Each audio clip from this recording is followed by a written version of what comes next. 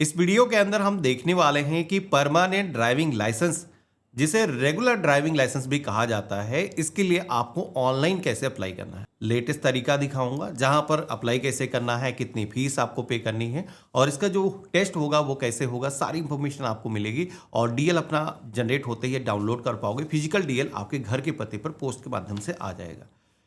इसके लिए सबसे पहले तो आपको परिवहन.gov.in जो ऑफिशियल पोर्टल है, इसी पर आना है। इसका लिंक हमने वीडियो के डिस्क्रिप्शन में भी आपको दे रखा है, जहां से भी आप डायरेक्टली इस पोर्टल पर आ सकते हो। अब यहाँ पर हमें एक नए ड्राइविंग लाइसेंस के लिए अप्लाई करना है, तो हमें पेज में नीचे की तरफ आना है।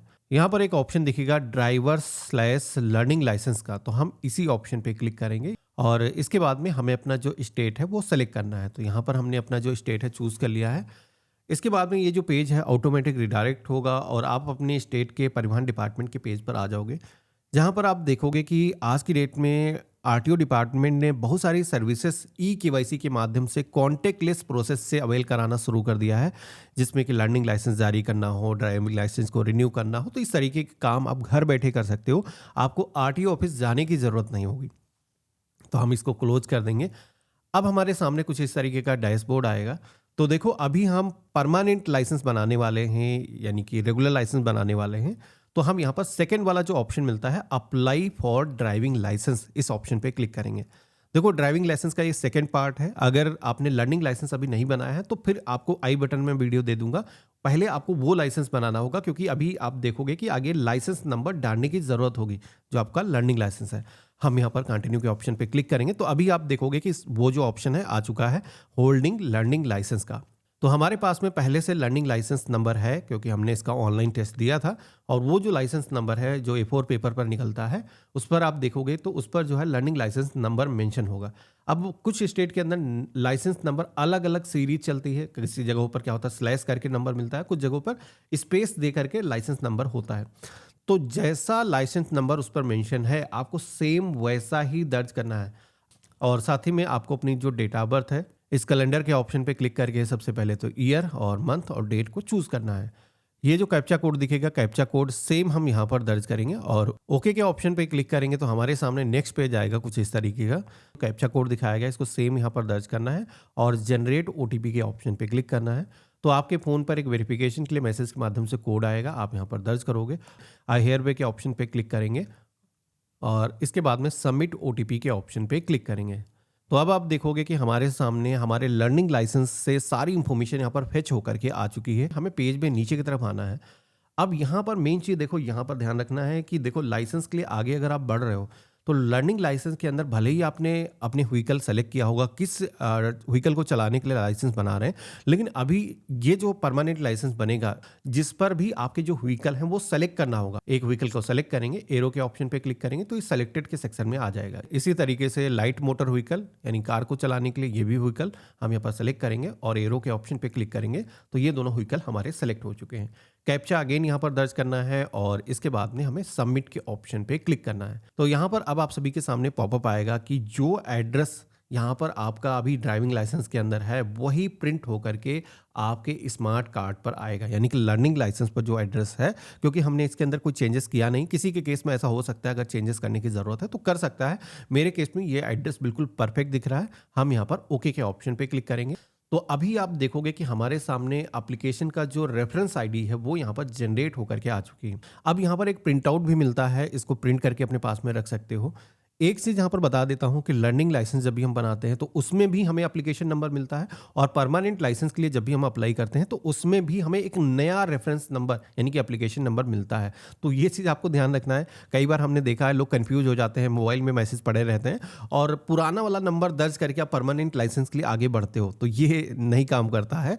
आपको एप्लीकेशन नंबर नया जो मिला है अभी, ये इससे ही आपको परमानेंट लाइसेंस बनाना होगा। तो हम यहाँ पर इसको प्रिंट करके अपने पास में रख लेंगे और सेव के ऑप्शन पे क्लिक करेंगे और नेक्स्ट की टैब पे क्लिक करेंगे। कैप्चा कोड है यहाँ पर हम दर्ज करेंगे और सबमिट के ऑप्शन पे क्लिक करेंगे तो हम यहाँ पर स्टेटस पेज पर आ चुके हैं। तो अभी आप देखोगे कि 3 ऐसे स्टेप हैं जो कि पेंडिंग है, ये हमें कंप्लीट करना है। पहला स्टेप एप्लीकेशन फॉर्म अभी हमने जो फिल किया है वो यहाँ पर कंप्लीट हो चुका है। अब सेकेंड स्टेप क्या है, तो ये है अपलोड डॉक्यूमेंट का। हम प्रोसीड की टैब पे क्लिक करेंगे, ओके की टैब पे क्लिक करेंगे तो हमारे सामने डॉक्यूमेंट को अपलोड करने का जो पेज है वो आ चुका है। अब यहाँ पर 2 तरीके के डॉक्यूमेंट बेसिकली ज़रूरी होते हैं अपलोड करना। एक तो है एड्रेस प्रूफ और दूसरा है इसी डिपार्टमेंट की तरफ से जारी किया हुआ आपका लर्निंग लाइसेंस उसका प्रूफ। तो सबसे पहले तो हम एड्रेस प्रूफ को सेलेक्ट करेंगे। इसके बाद में सेकंड ऑप्शन आएगा प्रूफ्स का, जहाँ पर आप सभी लोग देखोगे कि मल्टीपल डॉक्यूमेंट के ऑप्शन दिए गए हैं। आप अपना जो पासपोर्ट है वो दे सकते हो, वोटर आईडी कार्ड दे सकते हो, या फिर आप अपना जो आधार कार्ड है या फिर आर्म लाइसेंस है, इनमें से कोई भी एक दस्तावेज दे सकते हो। तो हमारे पास में आधार कार्ड है, सेलेक्ट कर लिया है। अब यहाँ पर डॉक्यूमेंट नंबर पूछा जाएगा। तो वैसे तो आधार नंबर के केस में आप देखोगे कि ये दर्ज करने की ज़रूरत नहीं है, लेकिन इशूड बाय के सेक्शन में आप देखोगे तो यहाँ पर इंटर करने की ज़रूरत है। तो आधार कार्ड को किसने जारी किया है, तो UIDAI, इसे हम फिल कर देंगे। और इसके बाद में इशू डेट भी पूछी जाती है। तो यहाँ पर इशू डेट अगर आपको ज्ञात है तो एक्चुअल दर्ज कर देना है, अदरवाइज आप चाहो तो इसे ब्लैंक भी करके छोड़ सकते हो। कॉन्टैक्ट नंबर दर्ज करने की जरूरत नहीं। ये कॉन्टैक्ट नंबर अपना आपको दर्ज नहीं करना है, ये बेसिकली डिपार्टमेंट का मांगा जा रहा है। कुछ लोग क्या करते हैं, अपना ही मोबाइल नंबर यहाँ पर आकर के इंटर करते हैं, तो ये गलत तरीका है। आप सभी को अब क्या करना है, चूज फाइल के ऑप्शन पे आना है। यहाँ पर आप सभी को अपना जो दस्तावेज है वो सेलेक्ट करना है। डॉक्यूमेंट 500 KB के अंदर आपका होना चाहिए और PDF फॉर्मेट के अंदर आपकी जो फाइल है वो होनी चाहिए। आधार अगर आप दे रहे हो तो उसमें कोई पासवर्ड नहीं लगा होना चाहिए। अगर आप आधार कार्ड को डाउनलोड करते हो तो उसका पासवर्ड आपको रिमूव कर लेना है, PDF में अलग सेव कर लेना है, वो देना है। अगर फिजिकल आधार कार्ड आप फोटो कैप्चर करके उसको अपलोड कर रहे हो तो दोनों साइड का जो आधार कार्ड है, फ्रंट और बैक साइड दोनों ही होना चाहिए। तो यहाँ पर हम सेलेक्ट कर लेंगे और इसके बाद में अपलोड के ऑप्शन पे क्लिक करेंगे। तो यहाँ पर हमारा जो आधार कार्ड है वो अपलोड हो चुका है। कंफर्म के ऑप्शन पे क्लिक किया है तो यहाँ पर आप देखोगे कि ग्रीन टिक लग करके आ चुका है। हमने एड्रेस प्रूफ यहाँ पर सफलतापूर्वक अपलोड कर लिया है। अब बारी आती है सेकेंडरी डॉक्यूमेंट की। तो सेकेंडरी डॉक्यूमेंट कौन सा मांगा जा रहा था, तो यहाँ पर लर्निंग लाइसेंस उसका प्रूफ आपको देना है। तो लर्निंग लाइसेंस सेलेक्ट करेंगे और इसके बाद में आप सभी को लर्नर लाइसेंस यहाँ पर चूज करना है। डॉक्यूमेंट नंबर, ये सारी चीज़ें क्योंकि इसी डिपार्टमेंट ने जारी किया है, हमें दर्ज करने की ज़रूरत नहीं है। सिंपल अपना जो लाइसेंस नंबर है उसका स्क्रीनशॉट या फिर आपने उसको प्रिंट करके रखा है तो उसको आपको स्कैन करके अपलोड करना है। इसका भी साइज मैक्सिमम 500 KB होना चाहिए, क्योंकि साइज बहुत यहाँ पर रिस्ट्रिक्टेड होता है। पुराना पोर्टल है, अगर आप नए फ़ोन से फोटो को कैप्चर करके अपलोड करोगे तो उसके अंदर जो फाइलें बनती हैं 2-2 MB की बन जाती हैं, तो वो फाइल यहाँ पर अपलोड नहीं हो पाती। तो ऐसे में आपको करना ये है, सरकारी डीएनए टूल्स आप सर्च करोगे तो आप सभी के सामने हमारा पोर्टल आ जाएगा। यहाँ पर कुछ ऐसे टूल्स मैंने इंटीग्रेट कर रखे हैं जिससे आप अपना जो डॉक्यूमेंट का साइज है वो रिड्यूस कर सकते हो। अगर आपको PDF के अंदर डॉक्यूमेंट मर्ज करना है तो वो सारी चीज़ें आप यहाँ पर कर सकते हो और डॉक्यूमेंट को आप यहाँ पर मर्ज करके डाउनलोड करोगे तो उसका जो साइज है वो भी रिड्यूस हो जाएगा। अब हम इसको सेलेक्ट करेंगे, अपलोड के ऑप्शन पे क्लिक करेंगे। अपलोड हो चुका है, हम कन्फर्म के ऑप्शन पे क्लिक करेंगे। तो इस तरीके से आप देखोगे कि दोनों ही डॉक्यूमेंट हमारे अपलोड हो चुके हैं। All document are uploaded successfully, यहाँ पर मैसेज आ चुका है। अब हम यहाँ पर नेक्स्ट के ऑप्शन पे क्लिक करेंगे। ये जो कैप्चा कोड है सेम यहाँ पर आपको दर्ज करना है, सबमिट करना है। तो अभी आप देखोगे कि सेकंड स्टेप कंप्लीट हो चुका है। अब 2 स्टेप ऐसे बचे हैं जो हमें कंप्लीट करना है। इसमें से अगला स्टेप है फीस पेमेंट का। तो अब हमें फीस पेमेंट करनी है, प्रोसीड के ऑप्शन पे क्लिक करेंगे। तो अब आप देखोगे कि हमारे सामने ब्रेकअप कैलकुलेट होकर के आ चुका है। फीस यहाँ पर कौन कौन से व्हीकल्स को चलाने के लिए आपने सेलेक्ट किया है उस पर निश्चित होती है, उसके अकॉर्डिंग यहाँ पर डिसाइड होती है। देखो यहाँ पर दिखाया गया है ब्रेकअप, आप देख सकते हो जैसे कि इशू न्यू DL, यहाँ पर 200 रुपये चार्ज लगाए जा रहे हैं। इशू न्यू DL जैसे कि लाइट मोटर व्हीकल, इसमें कोई चार्जेस नहीं लग रहे हैं क्योंकि साथ में ही हम ड्राइविंग लाइसेंस बना रहे हैं। अलग अलग अगर हम बनाते हैं कार और बाइक को चलाने के लिए तो हमें 200 रुपये ये एक्स्ट्रा पे करने पड़ते हैं। इसी के साथ में ड्राइविंग टेस्ट दोनों के होंगे तो उसके लिए 300 ईच हर व्हीकल का लिया जा रहा है। और इसके बाद में फॉर्म नंबर 7, ये फॉर्म नंबर 7 बेसिकली यहाँ पर मेंशन है, लेकिन स्मार्ट कार्ड जो होता है, जो DL होता है, प्रिंट होकर के आपके घर के पते पर आता है, अभी प्लास्टिक का PVC कार्ड, उसके पैसे यहाँ पर लिए जा रहे हैं। पहले क्या होता था कि आप एक पेपर पर DL ले सकते थे, उस समय ये जो चार्जेस है वो नहीं लगते थे। अभी क्या है, स्मार्ट कार्ड आपको दिया जाता है, पोस्ट से आपके घर के पते पर आता है, तो उसके भी 200 रुपये लिए जा रहे हैं। टोटल अगर हम फीस की बात करें तो यहाँ पर मेरे केस में 1000 रुपये पड़ रहे हैं। पेमेंट कैसे करना है, तो यहाँ पर गेटवे के सेक्शन में आना है। आपको कॉमन PGI का एक ऑप्शन दिखेगा, इसे आपको सेलेक्ट करना है और पे नाउ के ऑप्शन पे क्लिक करना है। यहाँ पर आई एग्री के ऑप्शन पे क्लिक करना है, प्रोसीड फॉर पेमेंट के ऑप्शन पे क्लिक करना है। तो अब आप सभी के सामने एक ऑप्शन आएगा SBI मल्टी बैंक पेमेंट वाला, ये सेलेक्ट करना है। I accept term and conditions, इसको चूज करना है और सबमिट करना है। तो अब आप एक पेमेंट गेटवे पर आ चुके हो। जहाँ पर आप सभी लोगों को किसी भी बैंक से पेमेंट करना है, सारे ही बैंक से यहाँ पर पेमेंट हो जाएगा। कई सारे लोग बैनर देखते हैं एसबीआई का तो उन्हें लगता है कि यार हमारा तो खाता ही नहीं है एसबीआई में। किसी भी बैंक से पेमेंट किया जा सकता है, नेट बैंकिंग का ऑप्शन मिल जाता है। इसी के साथ में आज की डेट में तो यूपीआई सबसे आसान है। तो यहाँ पर मैं आपको यूपीआई से ही पेमेंट करके दिखाता हूँ, क्योंकि ये आसान है सभी लोगों के लिए। हम इसको चूज़ करेंगे और इसके बाद में 2 ऑप्शन मिलते हैं यूपीआई भी पेमेंट करने के लिए। एक तो है हम यहाँ पर यूपीआई आईडी अपनी गूगल पे, फ़ोनपे की मैनुअली दर्ज कर सकते हैं, या फिर चाहे हम यहाँ पर क्यूआर कोड ले सकते हैं। सेलेक्ट किया है और कन्फर्म के ऑप्शन पे क्लिक करेंगे, क्यूआर कोड आ गया है, यहाँ पर पेमेंट हमारा सक्सेसफुली हो चुका है। क्योंकि ये जो पेमेंट है जैसे आपका हो जाएगा ऑटोमेटिक डिटेक्ट करेगा। यहाँ पर जो पावती स्लिप आई है ये जरूर आपको प्रिंट कर लेना है। तो यहाँ पर ये जो कैप्चा कोड है सेम आपको दर्ज करना है और इसके बाद में आपको गेट डिटेल के ऑप्शन पे क्लिक करना है। स्लिप को हमें डाउनलोड करना है तो इस ऑप्शन पे क्लिक करेंगे, कैप्चा कोड सेम ऐसे दर्ज करना है। प्रिंट रिसिप्ट के ऑप्शन पे क्लिक करेंगे तो पॉपअप के अंदर स्लिप आएगी। तो यहाँ पर फोन से अगर आप कर रहे हो तो किसी भी पॉपअप को आपको डिनाई नहीं करना है, ध्यान रखना। डिनाई कर दोगे तो स्लिप निकल नहीं पाती है। तो आप देखोगे कि मेरे सामने अभी जो पेमेंट हमने किया है उसकी जो पावती स्लिप है वो यहाँ पर आ चुकी है। आपका काम खत्म नहीं हुआ, कुछ ऐसे स्टेप हैं जो आपको कंप्लीट करने हैं अपना लाइसेंस बनाने के लिए। वो कहाँ से करोगे? तो आपको होम पेज पर आना है। अब होम पेज पर आने के बाद में आप सभी को डैशबोर्ड पर ही मेनू के सेक्शन में एक ऑप्शन दिखेगा एप्लीकेशन स्टेटस का। तो हमें इस ऑप्शन पे क्लिक करना है और अपना जो रेगुलर लाइसेंस का एप्लीकेशन नंबर मैंने नोट कराया था वो आपको दर्ज करना है और साथ ही में आपको अपनी जो डेट ऑफ बर्थ है वो यहाँ पर एंटर करना है। कैप्चा कोड यहाँ पर जैसा दिखाया गया है सेम आपको यहाँ पर दर्ज करना है। अब इतना करने के बाद में आप सबमिट करोगे तो दोबारा से आप उसी पेज पर आ जाओगे। अभी आप देखोगे कि 3 स्टेप हमने कंप्लीट कर दिए हैं। लास्ट स्टेप यहाँ पर बचा हुआ है जो कि है डीएल का स्लॉट बुक करने के लिए। तो हम इसका सिलेक्शन करेंगे और प्रोसीड के ऑप्शन पे क्लिक करेंगे। यहाँ पर 2 ऑप्शन आएंगे, एप्लीकेशन नंबर या फिर लर्नर लाइसेंस नंबर। तो हम एप्लीकेशन नंबर को सेलेक्ट करेंगे और जो हमारा परमानेंट लाइसेंस का एप्लीकेशन नंबर है वो ऑटोमेटिक यहाँ पर रिफ्लेक्ट होकर के आ जाएगा।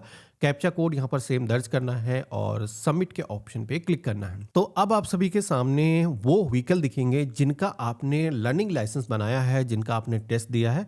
अब यहाँ पर आपको सेलेक्ट करने के लिए बोला जाएगा। तो यहाँ पर एक चीज़ ध्यान रखना है, भले ही आपने फीस 1000 रुपये पे कर दी है, लेकिन यहाँ पर अगर आपने दोनों व्हीकल का सिलेक्शन नहीं किया तो टेस्ट आप एक ही का दे पाओगे। तो ध्यान रखना है कि दोनों ही सेलेक्ट करके आपको जाना है अगर दोनों ही व्हीकल को चलाने के लिए आप ड्राइविंग लाइसेंस बना रहे हो। तो हम यहाँ पर सिलेक्शन करेंगे और प्रोसीड टू बुक के ऑप्शन पे क्लिक करेंगे। तो अब आप सभी के सामने एक कैलेंडर आ जाएगा। तो यहाँ पर इस कैलेंडर के अंदर आप सभी को कुछ डेट्स दिखेंगी ग्रीन कलर की और कुछ डेट्स दिखेंगी रेड कलर की और कुछ होंगी ब्लू कलर की।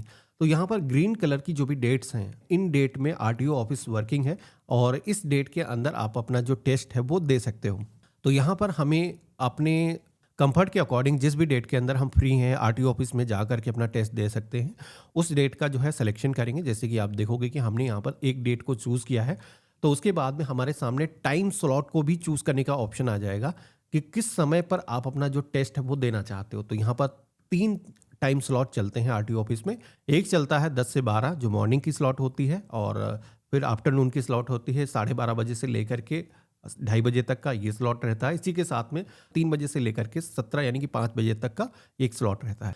तो यहाँ पर हम चाहते हैं यार कि दोपहर का समय मेरे लिए सही रहेगा, आसानी से हम आरटीओ ऑफिस के अंदर पहुँच जाएंगे और वहाँ पर अपना जो टेस्ट है टाइमली हम कंप्लीट कर पाएंगे। तो यहाँ पर हमने सिलेक्शन किया है और इसके बाद में बुक स्लॉट के ऑप्शन पे क्लिक करेंगे।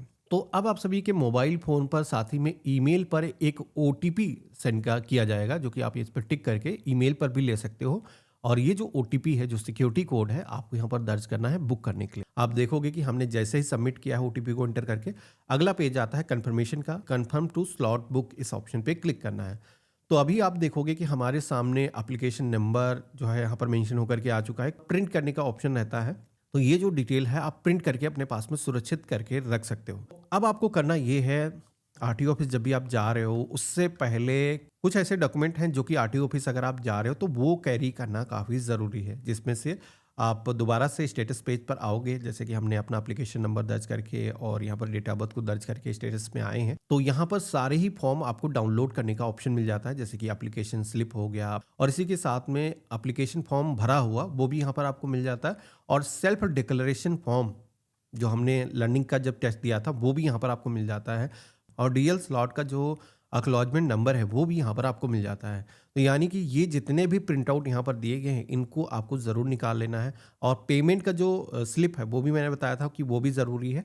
आप डैशबोर्ड पर ही ऑप्शन मिल जाता है पेमेंट का। अगर किसी की ने स्लिप अपनी नहीं निकाली है या फिर सर्वर एरर की वजह से नहीं निकली है, तो दोबारा से आओगे तो ऑप्शन आपको मिल जाएगा फीस पेमेंट का, जहाँ पर आप जाओगे एप्लीकेशन नंबर दर्ज करोगे।